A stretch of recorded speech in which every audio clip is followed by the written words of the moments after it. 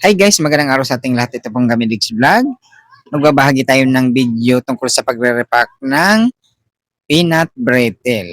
Ito guys, para sa ating mga kabayan na gustong magtinda ng iba't ibang klaseng mga kutkutin, ito ang video na para sa inyo. Guys, ang re-repackin natin ngayon, peanut brittle. Ang kilo ng peanut brittle ngayon, February 12, 2026, 150 pesos presyong Divisoria, Manila. Ito guys, kung saan man kayong mga lugar, punta lang kayo sa mga palengke kasi andun ang mas mga mababang presyo ng ating mga kutkutin na pwede natin pagkakitaan. Ito guys, ang ating peanut brittle. Ang gagamitin natin plastic dito, 3x4. Pang 5 pesos lang ating bintahan guys. Pero depende sa inyong mga lugar kung magkanong inyong puhunan at kung magkanong inyong gustong presyo or tubo. Kayo nang bahala magpresyo. Pero dito sa ating pinapakitang video, pang 5 piso lang ito guys ang ating uh, pangtinda. Ayan guys, ang ating uh, tips or tutorial sa pagre-repack. Kailangan lang kung mga baguhan pa lang kayo, bili kayo ng sealer. Itong ganitong mamayang sealer na ating gagamitin sa sasara nitong ating nare-repack. Dito guys sa ating nare-repack na isa't kalating kilo na peanut brittle, kailangan makagawa tayo ng 80 piraso na repack. Yan. Para mas magandang ating kita. Ayun, sundan nyo lang ang ating pagre-repack para magawa nyo rin kagaya nitong ating ginagawa. Yan.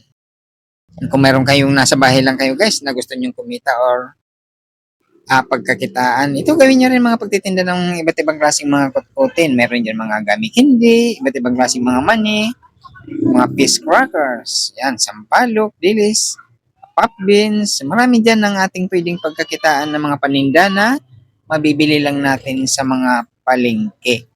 Yan, kahit hindi naman gaano kalaki ang umpisa nating puhunan guys, pwede tayong mag-umpisa dito sa mga pagtitinda ng mga kutkutin. Bili lang kayo muna ng pa isa-isang kilo para masubok ninyo kung alin ang mabili sa inyong mga lugar. O, ayan ang ating na-repack guys. Bago ninyo guys i-selda, bilangin nyo muna kung ilang piraso ang inyong nagawa or na-repack. Pwede nyo yan bawasan or dagdagan.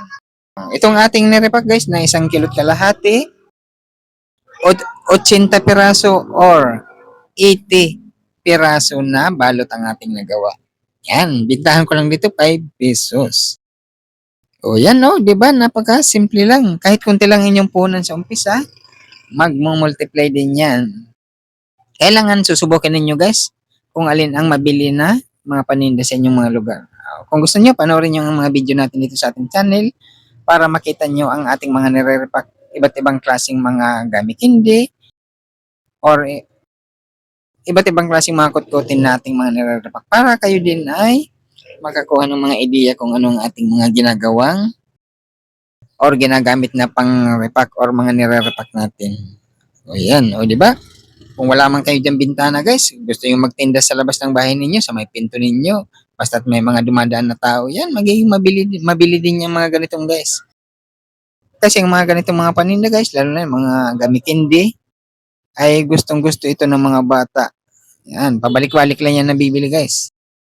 Ang mga bata, matanda, bumibili ng mga kutkutin. O yan, gawin nyo rin para kayo din ay kumita. O di ba, napaka-simple lang gawin, nasa bahay lang kayo, parang nag-i-standby lang kayo pero nagre-repack kayo. Pag natapos na yan ma-repack, i-display nyo, yan, kikita na kayo.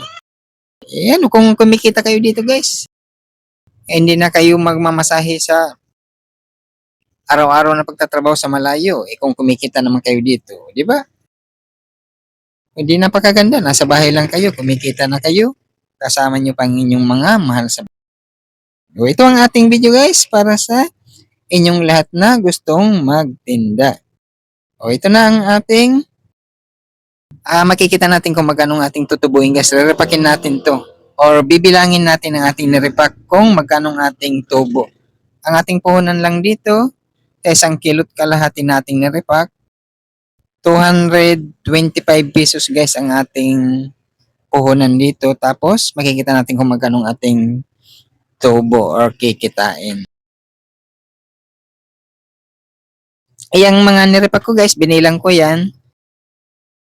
80 piraso or 80. 80 piraso ang nagawa ko sa 1 kilo't kalahati. O, di ba? Ayan, may 400 tayong binta. Pag nabinta natin lahat yan, guys, natin nirepack, minus puhunan 225. Mayroon tayong kitang 175 pesos. O, di ba? 1 kilo't kalahati lang na ating nirepack. May 175 pesos na tayong kikitain. O, dyan lang natin i-display guys yan, no? Karton lang yan ng cake. Kung may mga cake kayo dyan or mga kapitbahay ninyo, may mga birthday, bilhin nyo yung cake, lalo na yung mga malalaking box guys. Pwede nyo bilhin yan ng 20 pesos, 25 or 15, depende sa laki ng box guys. Kailangan lang ang pag-stapler ninyo dyan, yan no, magkabilang gilid para maganda tingnan at marami ang mailalagay nating paninda. Yan. Guys, importante yung karton na yan ha. Huwag nyong ipapaputol yan sa mga customer. Kasi maraming beses pa natin yan magagamit. Ganun lang ang inyong gagawin yan, no? Oo, tatanggalan nyo lang yung mga stapler dyan na nakasabit. Halimbawa, marami nang bumili. O kung saan-saan siya bumunot. O, tanggalin nyo lang yung mga stapler dyan, guys. Na linisin nyo lang yung karton. Tapos, stapler nyo na uli yung mga nirepack ninyo. Halimbawa, peanut brittle, may mga tira kayong repack. Sabit nyo uli dyan sa mga bakanting na bibilhan. Yan, tanggalin nyo lang yung mga stapler na nakasabit dyan pagka marami nang bumili. Ganun lang ang ating gagawin dito sa pagre-repack. O, di ba napakasimpleng gawin lang? Basta't may puhunan ka lang, bumili ka, pumunta ka sa mga palengke, bilhin nyo yung mga kotkotin, iba't ibang klase mga kotkotin. Tapos, repakin mo. Mas maganda kasi guys, ang nire-repack lang, mas malaking ating tubo. O, yan ang ating tapos na natin isabit at pwede na nating i-display yan yung ganitong mga nirepack natin. O, di ba? Guys, nagpapasalamat tayo sa lahat ng mga subscribers at lahat ng mga viewers ng Gamilix Vlog. Thank you guys.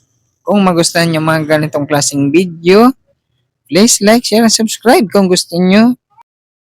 At pwede nyo rin, importante dito guys, gawin nyo rin para lahat tayo ay kumita. Thank you guys. Bye.